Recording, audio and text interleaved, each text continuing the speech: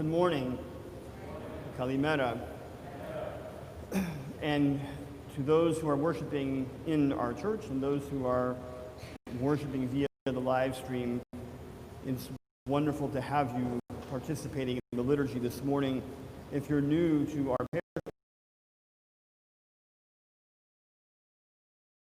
there's a tab on our website that has welcome information, welcome packet, and cards to get you connected with our community. So please go there and you'll find that.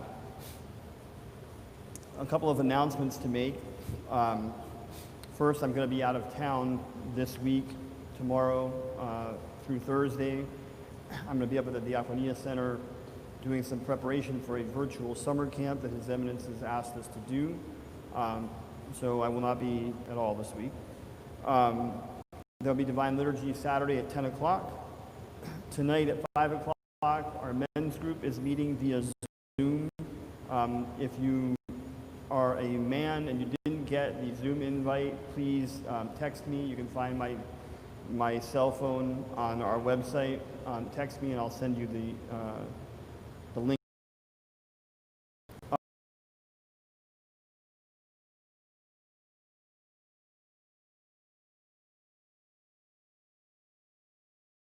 Leaving our community, sadly, for us,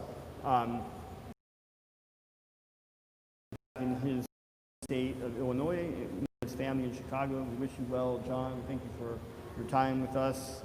We've enjoyed getting to know you, and hopefully you've enjoyed getting to know us, and hopefully you will come back here, maybe visit us in the winter when it's cold in Chicago and you are regretting leaving Florida. But we hope and pray our paths will cross again with you and Dina in good health. God bless you. Thank you for being here with us.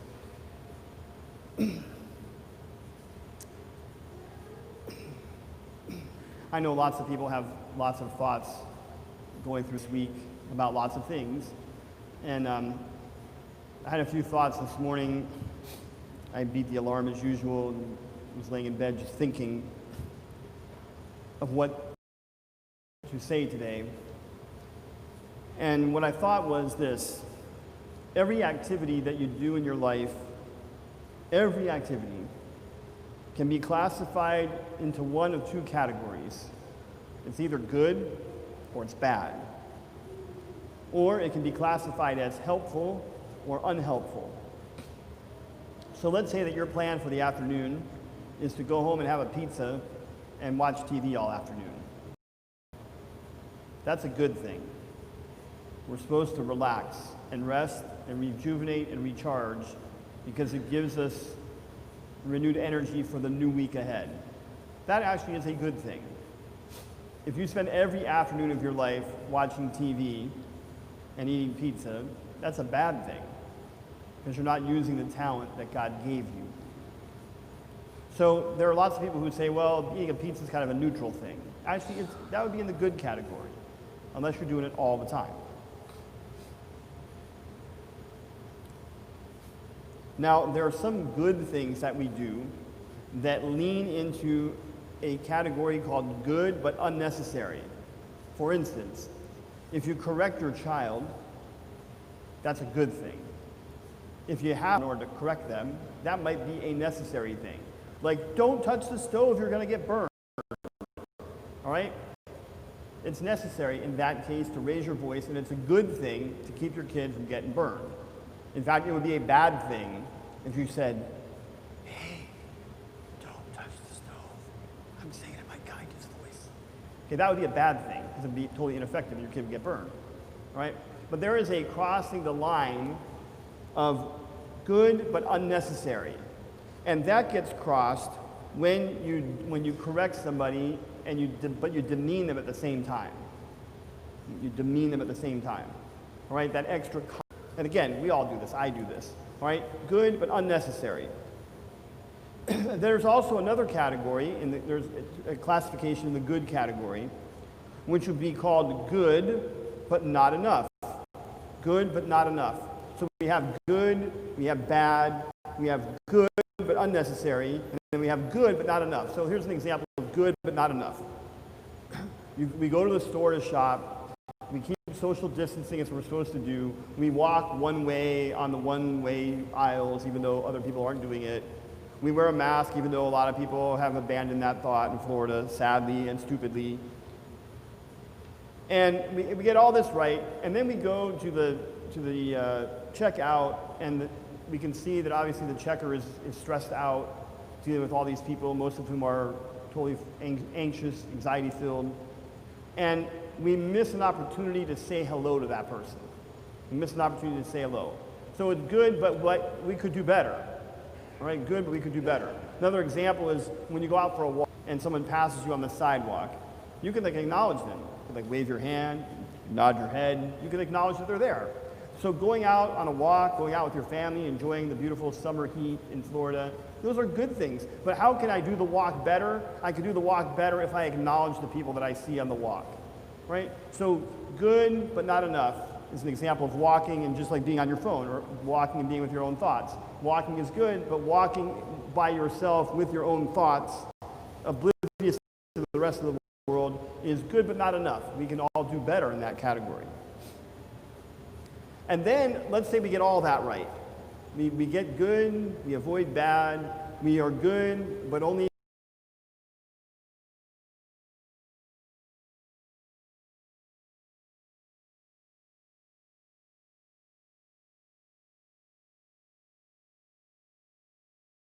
idea of glorifying God in what we're doing. A conscious idea of glorifying God in what we're doing. So I'm saying hi to somebody, not only to be courteous or to be good, but because I recognize that they're created in the image and likeness of God. If I can train my head to see human beings as created in the image and likeness of God, then I'm gonna say hi to them, not just because it's good, not just because it's necessary, not because it's enough, but because it's a godly thing to do. And then we're on our way to discovering what to be a child of God. So I'm gonna give you 4 rhetorical questions, and I'll say them a couple times to have them in your head this week. All right? So question number 1, is it good?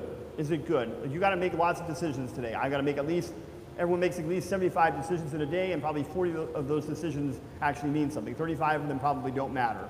If you get the sweet potato fries and the regular fries at lunch today, it doesn't really matter. But 40 of the 75 decisions you're going to make today, they matter. So when you come to those decisions, ask yourself, is it good? Is it necessary? Is it enough? And does it glorify God? Is it good? Is it necessary? Is it enough? And does it glorify God? Is it good as opposed to being bad? Is it necessary as opposed to unnecessary? Is it good enough, or could I do better? And does it glorify God? Today is the Feast of All Saints' Day. And many people, especially from Greece, say All Saints' Day is the day you celebrate when you have some weird name that no one has a name day for. Oh, Tonayu and Bando, and today's your name day. So if you have a name that doesn't have a saint that you know, today is one of your name days, your name day. But that's not the purpose of the Feast of All Saints. All Saints' Day in our faith is the Sunday after Pentecost, and every other faith it's the day after Halloween. That's where they get Halloween from, All Hallows Eve. And All Saints' Day is November 1st in most other Christian traditions. But All Saints' Day for us is the Sunday after Pentecost. So we have the resurrection of Christ, which opens the path to paradise. We have the ascension of Christ into heaven to sit at the right hand of the Father. We have the descent of the Holy Spirit on Pentecost to establish the church.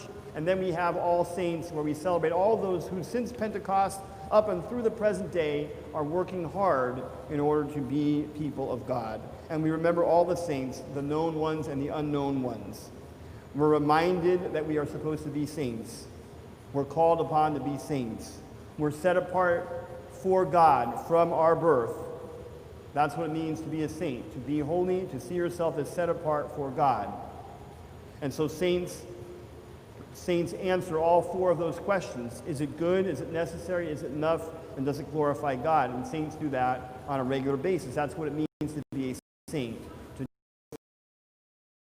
In the epistle lesson today from Hebrews, we heard about a lot of things that the saints did. They conquered kingdoms. They stopped raging fire. They were cut in two. They were stoned. They were They were killed with the sword. All these things happened to them. Good things, bad things, amazing things, terrible things. They did all these things through faith.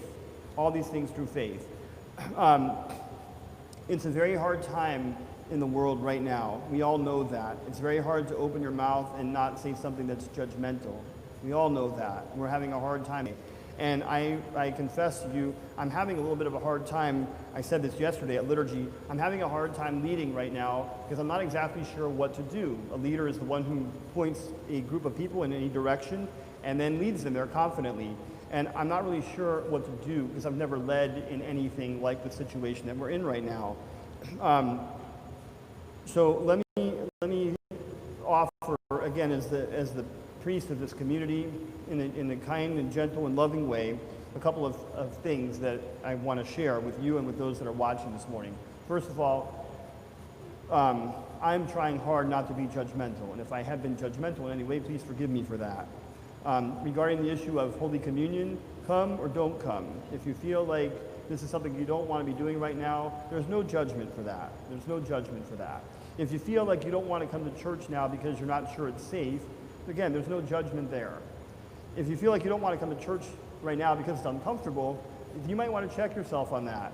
And the reason why I say that is because the saints were willing to die for Christ. They knew that being a Christian was a death sentence. People tell me every week, I don't want to come to church because I don't want to wear a mask because it's uncomfortable. Someone said one time, I don't like being in church because it's too